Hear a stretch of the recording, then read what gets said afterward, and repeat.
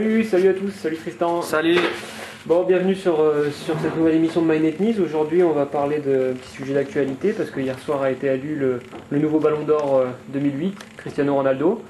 Donc on avait à cœur de vous présenter une petite émission qui revient un peu sur le Ballon d'Or, sur la liste des 30 nominés et sur Cristiano Ronaldo, avec un petit débat enfin pour vous dire un peu ce qu'on pense là-dessus. Oui, voilà, on va parler bien sûr du sac de Ronaldo, des Espagnols un peu qui sont présents en nombre. Les Français un sont peu pas des trop présents. Français, voilà, avec Ribéry, le seul tricolore qui fait partie des 15 premiers, non, il est 16e, Ouais. Ribéry. Et Benzema, mais personne voilà. n'a voté pour lui. Voilà, Benzema a été nominé, bon, pas Et de vote. dans les 30. Mais avant tout, on peut déjà un peu aborder comment ça se passe, Le Ballon d'Or, ouais. l'attribution du Ballon d'Or. Bon, déjà, moi je voulais revenir sur un point. Il faut dire que donc le Ballon d'Or il récompense le meilleur joueur de l'année, mais de l'année civile. C'est-à-dire que voilà, donc à cheval sur 2 saisons. Alors finalement, est-ce qu'on pouvait pas, je sais pas, on peut pas se demander si C'est vrai que quels auraient été les avantages justement de transformer un peu cette règle c'est un règlement un peu curieux au final, peut-être pour prendre en compte aussi les compétitions internationales. Ouais, mais justement, enfin, en même temps, si on mettait le Ballon d'Or à la fin de chaque saison, c'est vrai que peut-être que les compétitions internationales, elles sont encore plus Déterminante, déterminantes. c'est vrai. Puisque voilà, si le Ballon d'Or il est élu en fin juin, machin, c'est 15 jours après la finale de la Ligue des Champions ou 15 jours après la Coupe du Monde. Bon. En tout cas, on voit que pour l'attribution du Ballon d'Or, c'est primordial complètement d'avoir une équipe qui a gagné des titres et d'avoir gagné des titres, quoi. Mais c'est justement peut-être pour quand même laisser place à une certaine objectivité et pas voter pour un joueur qui forcément a gagné la Ligue des Champions en disant 15 jours après il a fait une finale extraordinaire, il a marqué 2 buts. Bon, en même temps, en regardant un peu le palmarès, on se rend compte que, enfin, surtout ces derniers temps, c'est carrément le critère déterminant, hein, d'avoir gagné des titres. Hein, Ouais, voilà. bien sûr, c'est clair. C'est clair que c'est le premier critère qui est pris en compte, c'est les performances individuelles et collectives, c'est avoir gagné soit un titre en championnat, soit en Ligue des Champions, soit en Coupe d'Europe, soit un grand titre, une Coupe du Monde ou une Coupe d'Europe. C'est évident que c'est le premier critère. Après, il y a des critères un petit peu plus subjectifs.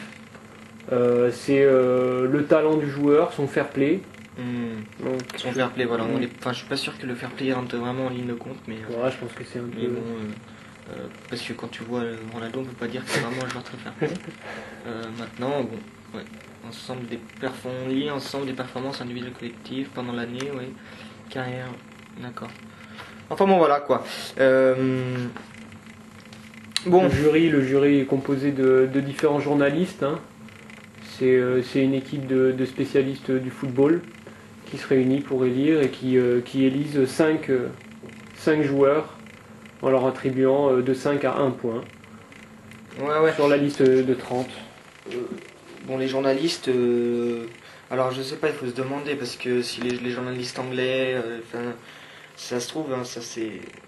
Enfin, faudrait voir les détails du vote, c'est ça qui serait intéressant. Maintenant, on a du mal à penser qu'un journaliste anglais n'a pas voté pour Ronaldo, un journaliste argentin n'a pas tenté de voter pour Messi. Enfin, bon, faut voir quoi, peut-être. Ouais, je pense que ce vote laisse quand même place à pas mal de subjectivité. Donc, Le Ballon d'Or, c'est. Bon, c'est un truc, voilà, c'est un truc qui est reconnu quand même, hein, on y fait attention chaque année et tout, ça demande peut-être peut-être un peu plus de débat Ouais. sur des réformes possibles de cette attribution. surtout, là, c'est parce quand que- même le prix individuel le plus convoité par n'importe quel joueur de football aujourd'hui. Après, il y a le prix FIFA aussi qui est décerné en fin d'année, et là, là, le jury est composé plutôt je crois, d'une sorte c'est des entraîneurs ou c'est des sélectionneurs. Bon, enfin, faudrait, je sais pas, peut-être réfléchir sur peut-être un autre système, peut-être plus, voilà, pour renforcer encore peut-être la légitimité du Ballon d'Or aux yeux des gens. Maintenant, Cristiano Ronaldo, enfin, il n'y a rien à dire sur sa saison, hein, enfin bon, on en parlera après. Faisons un petit point sur les Espagnols quand même. Ouais, parce On que voit que, combien voilà, d'Espagnols l'Espagnol, dans cette liste déjà dans les 30, 4 ou 5. dans les 30, il y en a, 1, 2, 3, 4, 5, 5. Mais 5, les 5 ils sont dans les 10. Hein. Enfin, Marco Senna 11e, et sinon on a Torres 3e, Casillas 4e, Xavi 5 et Villa 7. Bon, ils sont surtout récompensés grâce à quand même à leur euro magnifique, hein, c'est les champions d'Europe en titre. Les Espagnols qui ont fait un euro quasi parfait avec un collectif splendide, mais je pense qu'individuellement ils n'ont pas été récompensés à juste titre parce que cette équipe espagnole était vachement homogène finalement. Et il n'y en a pas vraiment un qui est sorti du lot.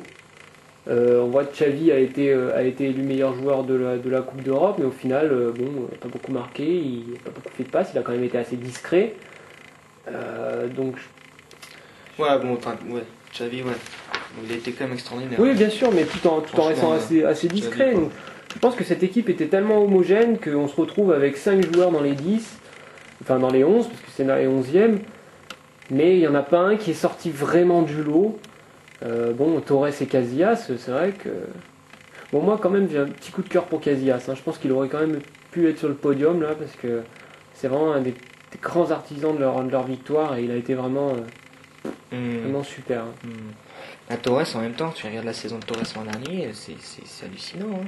C'est première saison en Angleterre, c'est 25 buts, Ah ouais, enfin presque 25 buts. En une saison, Meilleur ouais. buteur de l'Euro, c'est quand même assez fantastique. Hein. Après, Lionel Messi, Messi, il a pas gagné avec Barça, ils font une mauvaise saison l'an Ouais, dernier. il était champion olympique avec se voit. l'Argentine, mais bon. Il est champion olympique. Voilà, il est champion olympique.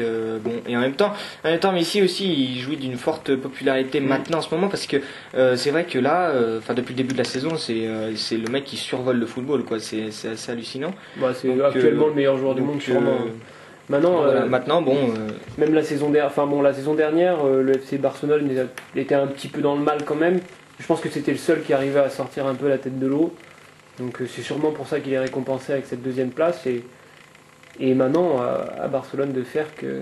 Enfin, je pense que cette année va être plus prolifique au niveau des titres au FC Barcelone.